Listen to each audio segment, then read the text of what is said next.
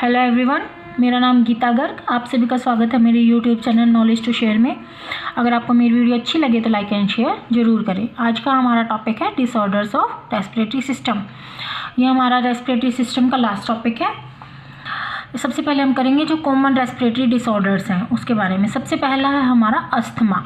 Asthma में क्या होता है कि इसमें इन्फ्लामेशन हो जाती है हमारे ब्रोंकाई और ब्रोंकियोल्स के अंदर।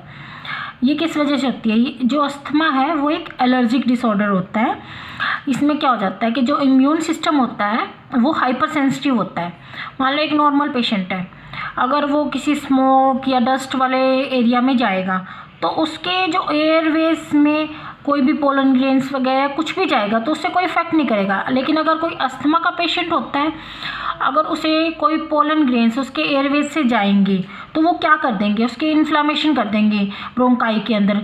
उससे क्या होगा कि उसकी ब्रोंको कंस्ट्रिक्शन हो जाएगी। ब्रोंको कंस्ट्रिक्शन होने से क्या होगा कि जो उसकी ब्रोंकाई है वो सिकुड़ जाएंगी। सिकुड़ने से क्या होगा, सिकुड़ने से उसमें जो एक्सचेंज ऑफ गैसेज है वो उसमें प्रॉब्लम क्रिएट होगी कि उसमें रेस्ट्रिक्शंस आ जाएंगी।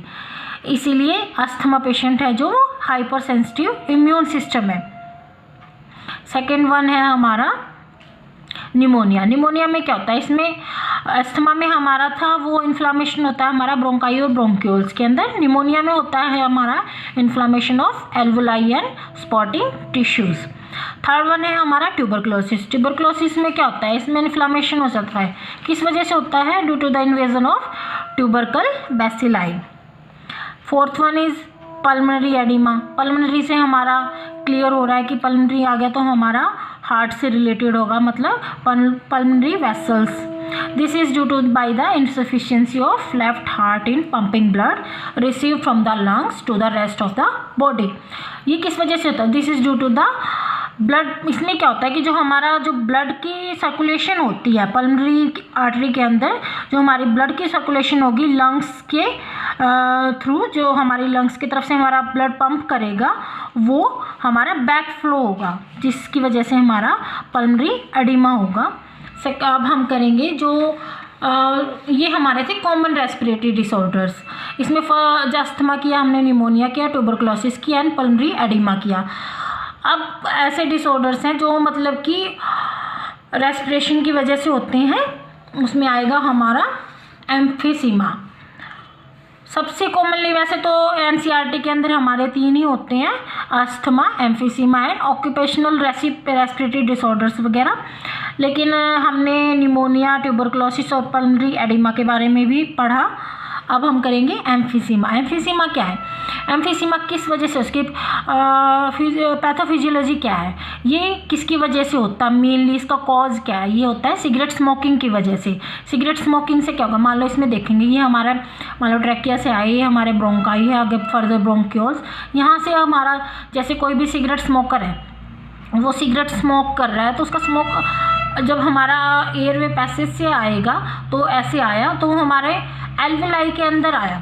एल्वुलाई से क्या होगा कि ये हमारा जो एल्वुलाई, ये मान लो ये हमारा एल्वुलाई है, एल्वुलाई की ये वॉल है, एक वॉल होती है और जिससे कि हमारा ब्लड वेसल्स वगैरह होती है, जो ब्लड कैपिलरीज होती हैं वो अटैच होती हैं, जिसकी वजह से हमारा फाइनली जो एक्सचेंज ऑफ गैसेस होता है एल्वुलाई के अंदर वो होता है। तो इससे क्या होगा, जो कोई भी सिगरेट स्मोकिंग वगैरह करता है उसका क्या होगा कि जो भी एयरवे उसमें स्मोक आएगा तो उससे क्या होगा कि वो हमारा एल्वुलाई की वॉल को रप्चर कर देगा। उसकी वॉल है जो एल्वुलर वॉल होती है उसको डैमेज कर देता है। उससे क्या होगा, डैमेज करने से क्या होगा कि वैसे तो इसके पास काफ़ी नॉर्मल, जो कोई भी नॉर्मल है उसका तो जो सरफेस एरिया है वो वॉल का वो ज़्यादा होगा।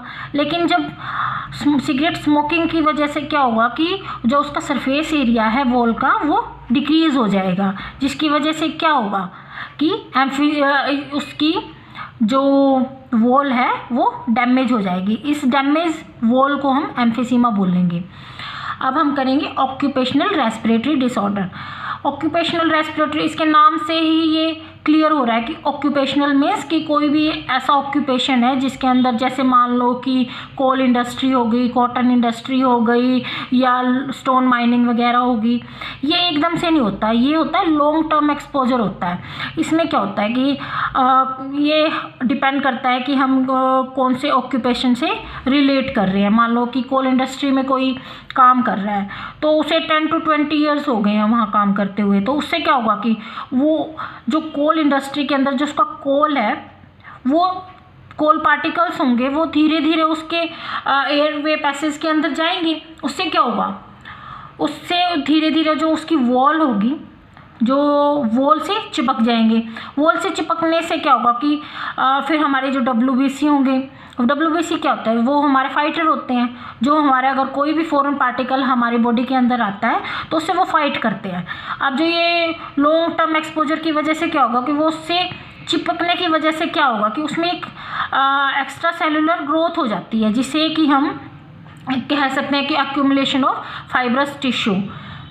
इस एक्यूमुलेशन को वो जो WBC है वो उसको मतलब कि डिस्ट्रॉय करने की कोशिश करता है, लेकिन वो उसको कर नहीं पाता। WBC अगर उसको कर नहीं पाएगा तो क्या होगा कि वहाँ पे एक एक्यूमुलेशन हो जाएगी। जो ये हमने बनाया है, एक्यूमुलेशन बनाई है, इसे हम, इस प्रोसेस को हम कहेंगे फाइब्रोसिस।